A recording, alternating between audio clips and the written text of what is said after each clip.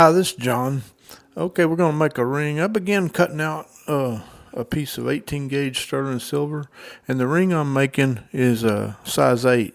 So I'm going to cut a piece 5/16 wide by 2 37 inches long, which is about the length of a ring. The ring chart says a 18 gauge size 8 ring should be. So I'm going to cut this out of this 18 gauge sterling, and then I kind of smooth up the edges with my orbital and a disc. Okay, then I'm going to sand it with some 400 grit to smooth it, and I'll stamp my maker's mark on the inside of the band along with 925 to show that it's sterling. This is how it looks after I get that done. Okay, and then I anneal the sterling band with my torch, and I chuck it up in my Pepetools Ring Bender, and I'll put the number of that in the description, and I form it until I get it into the form I need as far as being a round band. There's different mandrels that come with this ring bender, and it would be tough to accomplish this. Well, you can do it on a regular mandrel and a hammer, but this makes it a lot easier is what I'm saying. I need to tighten my vise up a little bit. It looks like my vise stand's loose. It'd make it a lot easier. Then I take some brass jaws pliers and straighten it up on the ends, and just so it can be soldered shut properly. And there's the band. And I'm going to solder it, the ends together with 65% solder. And after that, I'll clean it up. You just heat it up till that solder turns clear, and then the solder should flow at that point. Cool it off a little bit. I use handy flux for my flux with the solder. Okay, this ring, of course, has an inner band and an outer band.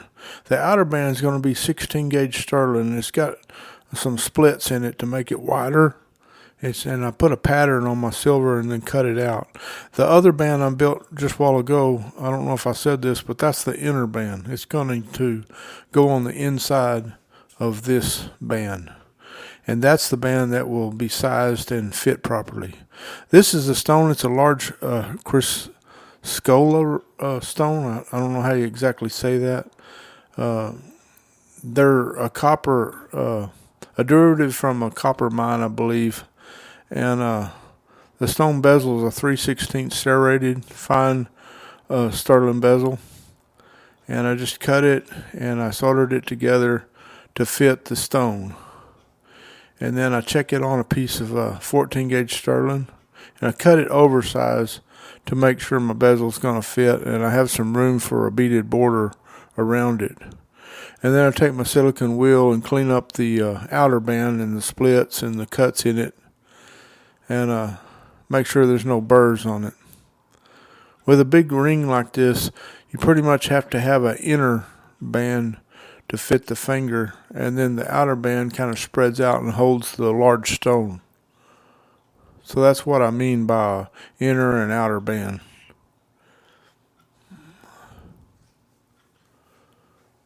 I got that all cleaned up, and so now I'm bending the outer band, and this is done a lot like a cathedral ring. The outer band won't come all the way together. It will just be together as far as the width of the base on the bottom of the stone. And then the inner band will solder inside that to fit the finger.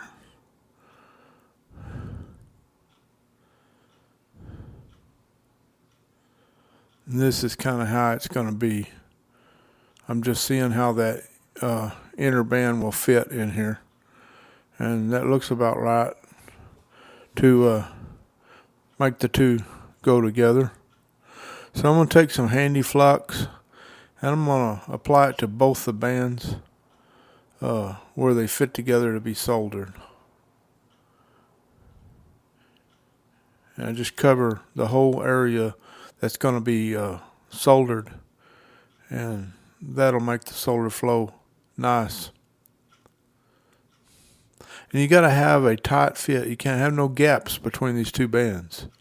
So you've got to make sure the bend is just right to where they're right together.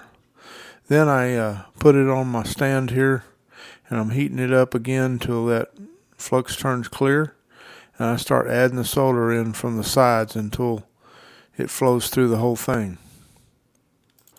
Okay, here I'm soldering, I'm fixing to solder a 10 gauge beaded wire. It's got little beads in it around the bezel and the backing plate. It's right on top of the backing plate, goes around the bezel. And I got that soldered onto that backing plate. And that's going to make a real nice decoration around that stone, those 10 gauge beads. Now I'm just kind of sanding this band to make sure it's good and flat. Because once I get that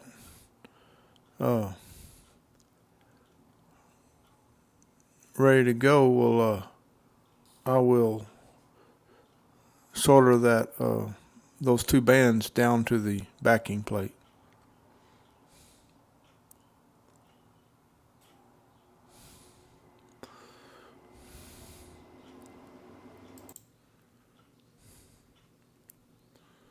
I'm just polishing up the band real good here before I solder it down. I'm going to engrave it on the sides here before I put it onto the backing plate. It'd just be easier for me to do it while it's off of the backing plate. I want to put like a flower on the side of it.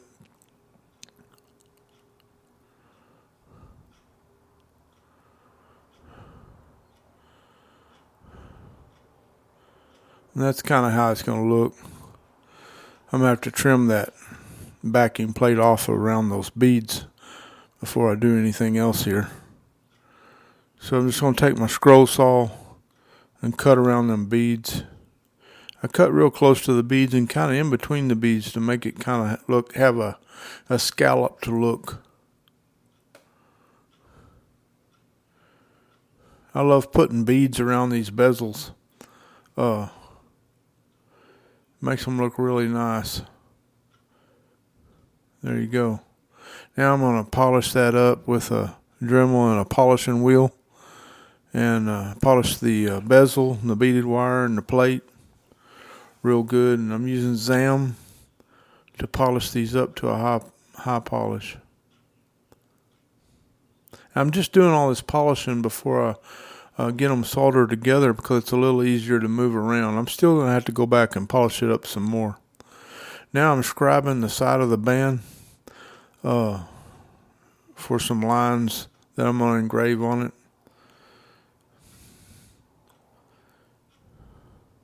I just use a scribe along the edge, and it's scribing a straight line in there. Then I chuck it up into my ring holder, and I'll put a description, the number of my ring holder in the description. Anyway, I chuck it up in there, and I'm cutting the lines and a type of flower on the side of the outer ring.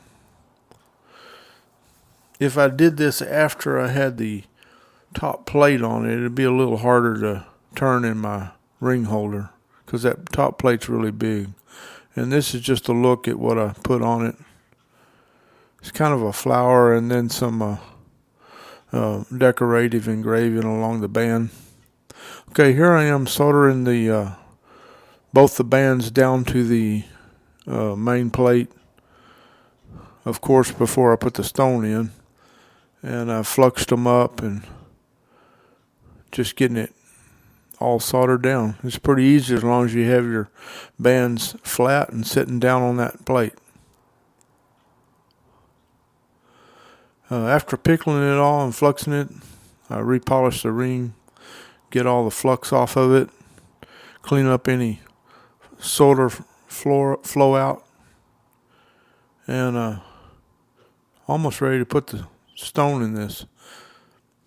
This is a really big stone and a big ring, but for a size 8. But this is what the customer wanted. I used black Max to patina the background in the engravings and the beads. I just painted on the ring, and it gets down into the deep pockets, and then I polish it off, and that stays down in there, and it just highlights everything, makes it look real nice. Here's the Chrysocolla, and it's really a big stone, but it's a pretty stone, a real nice looking stone, lots of color in it. It fits the bezel real nice, and I will burnish the bezel down to it. I use an old leather tool for my burnisher.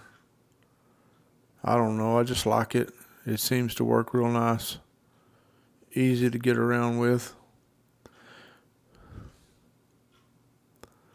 Hey, I hope y'all will like and subscribe to my channel. I have a lot of videos, a lot of how-tos.